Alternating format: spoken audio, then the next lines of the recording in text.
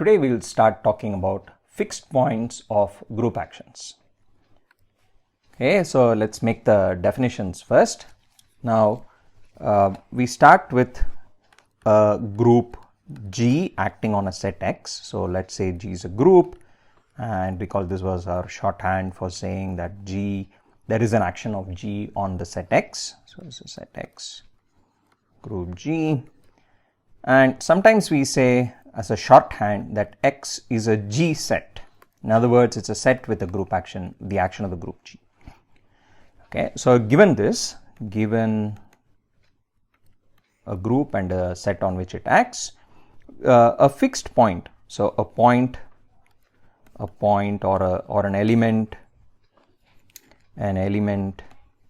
X of X is said to be a fixed point, is said to be a fixed point or a G fixed point, said to be a G fixed point if the following happens: that G acting on X gives me X for all group elements G in G. In other words, it's fixed, the element X is fixed by the action of every group element. Now we have another way of saying this equivalently. Another equivalent formulation is to say that the orbit of the element X is just the singleton X. Okay, remember the orbit just comprises all the elements of the form Gx as G varies over G, but here you only get the element X in the orbit. So another way of saying that a point is fixed is to say that its orbit is a singleton. Okay, and here's the notation for the set of all fixed points. X superscript G is the set of all fixed points. It's a set of all X in X such that Gx is X for all G in G. So this is the set of fixed points.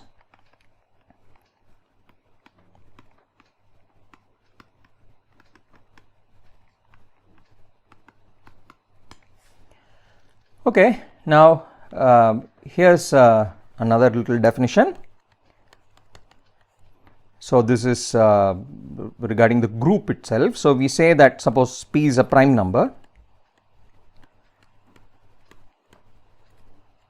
If the cardinality of the group is a power of P, if this looks like P power K for some K greater than or equal to 1, then we say G is a P group. So this again is a situation which will arise frequently enough to warrant its own terminology. So shorthand, we say that a group G is a P group if it is a finite group whose cardinality is some power of a prime P. Okay, so the P is the same P here. Okay, now so what do I mean, the definitions of fixed points and P groups have sort of been given one after the other for the following reason. We have the following proposition which concerns the actions of P groups on sets and what their fixed points look like and so on. So if G is a P group, so let G be a P group. So I have fixed the prime P here, and let X be a G set. It's got an action of the group G such that the cardinality of X is not a multiple of P. Okay, so notice that G and X are of very different types. G is has cardinality a power of P, and X has cardinality which is not even divisible by P. Okay, they are sort of the opposite ends of the spectrum in some sense. But if you do have such a situation and you have the group G acting on the set X, then something very interesting happens. Then this action must necessarily have a fixed point. In other words, a set of fixed points cannot be empty, i.e. there exists a fixed point or a G fixed point. Okay, so it's a theorem which asserts the existence of fixed points. Okay, so let's prove this proposition. So what is it that we need to prove? We need to prove that there exists a singleton orbit, right? So remember, that's what fixed points are. So I need to prove that at least one orbit has cardinality 1. There exists an orbit G orbit, let's call it O, such that the cardinality of that orbit is 1. Okay, there is an orbit of some element A. I mean, the orbits, remember, partition the set X into a disjoint union. I mean, the disjoint union of orbits is just the whole set X. Now, let's try and find this orbit or prove that such an orbit must necessarily exist. So, let's take a typical element of X and ask what can its orbit look like, or what cardinality can its orbit have. So, let A in X. Now, let's look at the orbit of A and observe the cardinality of this orbit is given by the counting formula, recall, which says that this is the cardinality of the full group divided by the cardinality of the stabilizer of that element. Okay, G sub A is just a stabilizer. So, G sub A is nothing but the set of all elements of the group, so that G acting on A gives me back A. So, that is the stabilizer.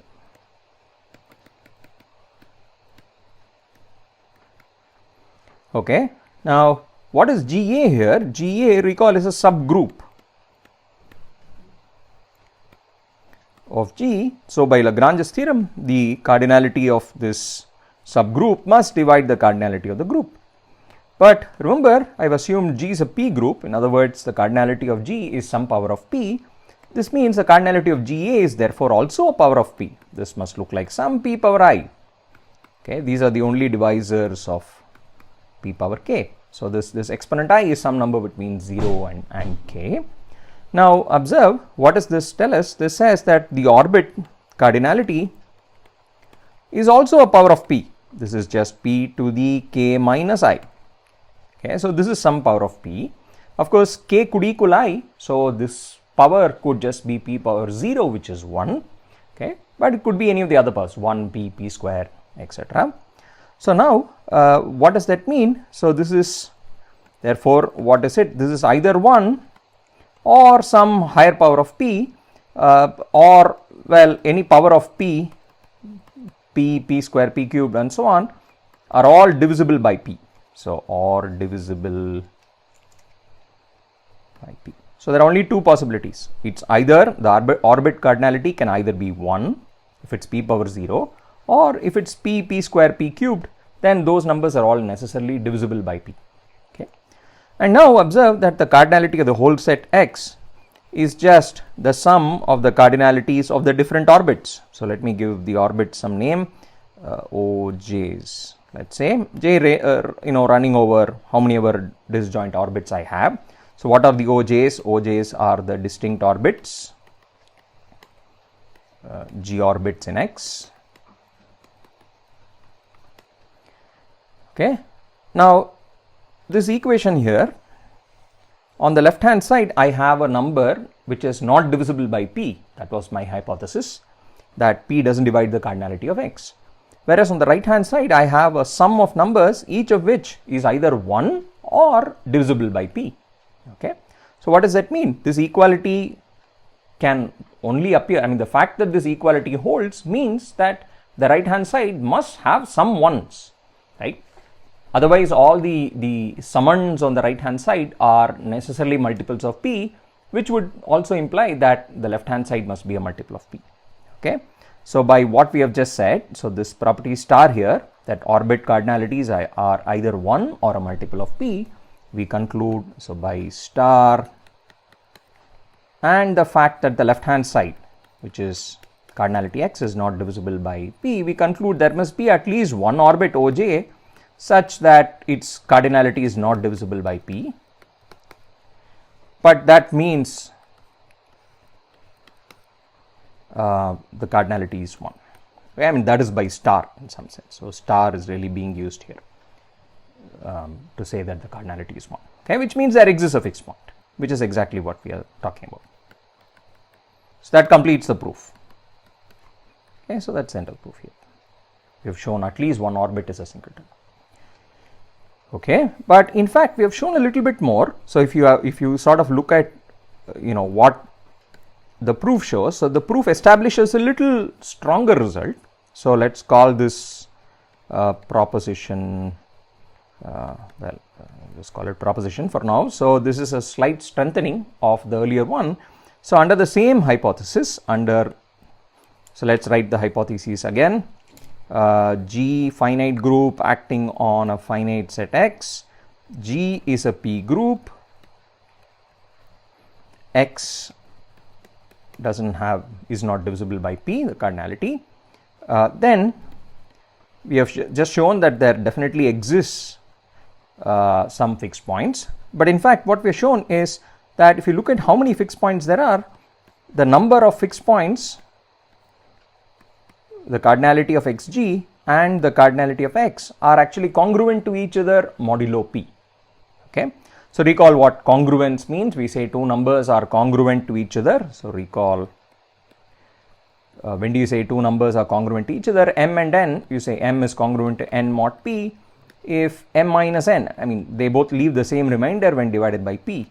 In other words, we say m is congruent to n if p divides their difference, right? So here again I am saying that the cardinality of the subset xg is congruent to the cardinality of the whole set x modulo p, and proof, well, the same observation as before, that on the one hand I have the cardinality of x, on the other hand I have the cardinalities of the different orbits. Now some of these, so I will rewrite this sum as the sum over the singleton orbits. So I can say, let's first take the cardinalities of only those OJs which are singleton orbits, only those J's which are the fixed points, plus the cardinality of those orbits which are non-singletons, sum over J, such that the cardinality of OJ is greater than 1. Okay. Now observe that what is this? When you sum over the orbits whose cardinality is exactly 1, what you are doing is just summing over the fixed points. So here this sum will just give you xg, and now the sum over the orbit cardinalities which are greater than 1, these, remember, are all some proper higher powers of p. So this sum is going to be divisible by p. Okay. In other words, we have shown exactly what we need to show in this proposition, that cardinality of x minus the cardinality of xg is divisible by p. So p divides the cardinality of x minus xg. That's what congruence modulo p means. Okay, so that's the end of the proof. Okay, now this very simple proposition has in fact numerous applications. It's in some sense one of the very important results in this topic. So let me start by as a warm up, let's do one simple application, and our eventual goal is to apply this to prove the various Silo theorems.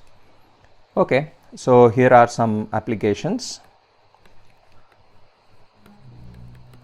of the earlier propositions, rather the strengthened proposition that I stated second. So here's an application. So this is called, from number theory, this is called Firma's little theorem. So for those of you who've seen this before, what does the theorem state? Well, it says that a power p is congruent to a modulo p. So this is a statement of the theorem for all what is a is a natural number, and p is of course some prime p. So I am fixing some prime p is some prime number.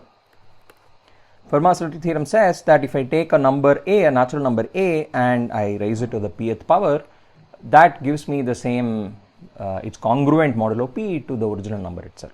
Okay, and of course this can be proved very simply just by, for example, it's an instance of Lagrange's theorem if you wish, but let's just see how to prove this using this fixed point principle that we just talked about.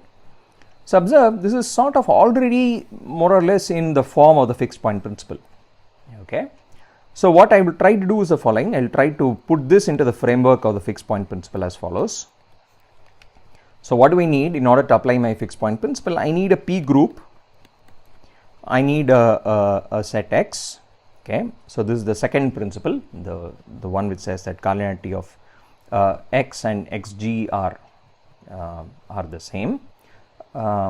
probably said something not so precise in the second principle. So I don't really need this assumption on P not dividing X. That was only required in the first part of the proposition.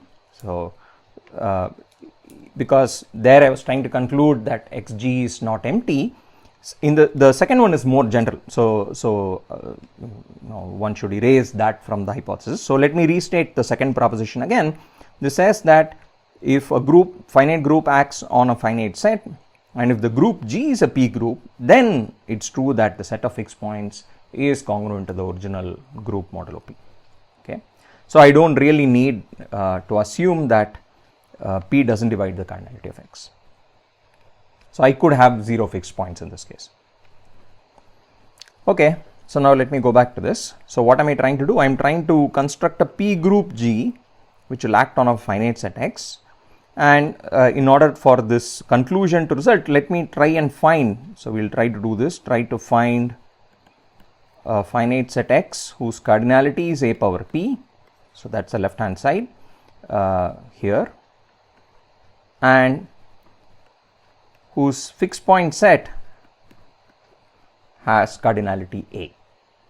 Okay, so that's the plan, trying to find something whose fixed point set is A and the original set is A power P.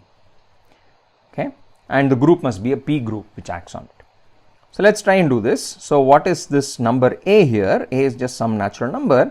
So how do we find a set whose cardinality is A power P? Well, the simplest thing to do is, let's just take first a set of cardinality A. So the simplest set is 1, 2, 3 till A.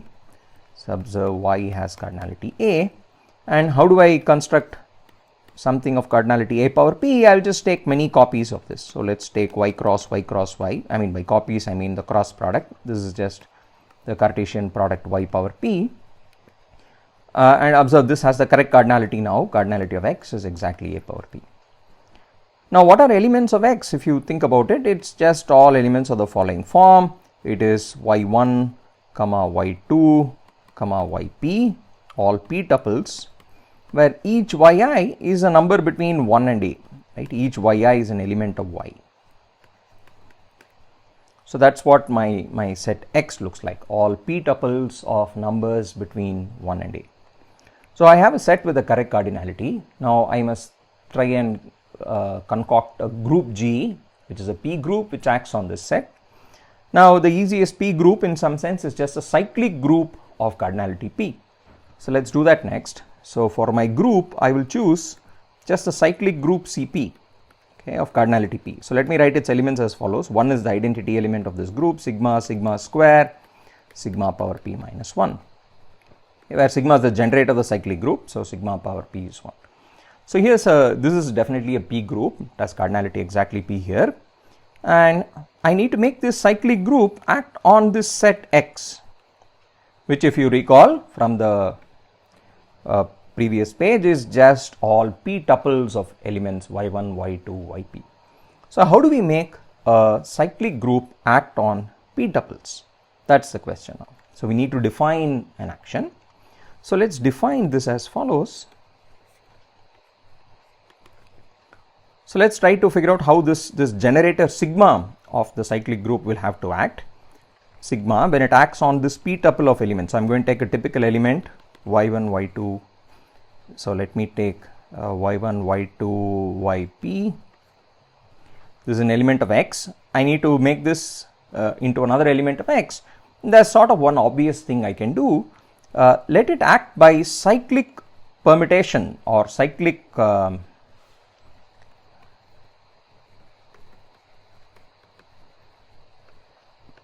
permutation of the entries of Y. So in other words, I will push everything one step to the right. So I move Y1 to the second position, Y2 to the third position, and so on. In the end I put Yp minus 1, and Yp gets cyclically rotated and sort of moves up to the first of this tuple. Okay, so this is how I define the action of sigma. It takes the tuple Y1, Y2, Yp and cyclically rotates the entries. Of course, sigma square therefore will perform a cyclic rotation by 2 steps.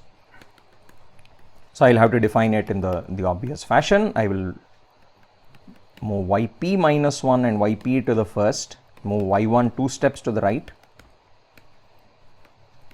and so on. Okay, the higher powers of sigma will all have to act likewise, and it's an easy exercise to check that this in fact defines an action. This is an action. In other words, you have to check the axioms of an action. The identity acts trivially, so you also define the identity action as just doing nothing. y1, y2, yp just gives you back y1, y2, yp. Okay, and it's very easy to check that this satisfies the definitions of the axiom, definitions of an action. The key point is somehow if you do sigma p times, you get back to the identity. That's really all the checking involves. Okay, so I will leave this for you to check. But having done this, let's see if this gives us what we want. So we have managed to define an action of a P group on a set X, and like I said, I don't need any assumption on P dividing the cardinality of X or not dividing the cardinality of X on this in this case. So in this setting, I know the following, that the cardinality of X and the cardinality of its fixed points are congruent to each other modulo P. Okay. Now the left hand side, as we know, is a power P in this case, because that's how we chose the set. So let's look to see what the right hand side looks like, which is the cardinality. I need to look at the fixed point set first. So what are the fixed points for this action? So that's the question, right? So suppose I have a certain P tuple y1, y2, yp in xg, and this P tuple is fixed under the action. So I take y1, y2, yp in xg. What does it mean? This means that in particular it's fixed by sigma. Right? Every element of the group fixes it. In particular, sigma fixes it, the generator. But observe, the left hand side is just a cyclic permutation of the entries. So this is yp, y1, y2, yp minus 1. Now, how can these two possibly be equal? So the fact that these are equal, it's only possible if all the entries are equal, right? Because you just look at the second entries of these two tuples, you observe in this case it's y1 and in the other case it's y2. Okay, so y1 must be the same as y2. Now compare the third entries, y2 and y3 and so on. So unless all the entries are equal to each other, you cannot get the cyclic rotation being equal to the original. Okay, now what does that mean? It means that the only possible fixed points have the following form. So what does xg look like? Well, xg looks like this. It's y, y, y, y, y. All numbers y are the same, but what are the possible values of y? Y can be any number from 1 to a. Okay. This in particular means that it's all 1s or all 2s or all 3s and so on till all a's, and this means that this is exactly a. There are just a fixed points.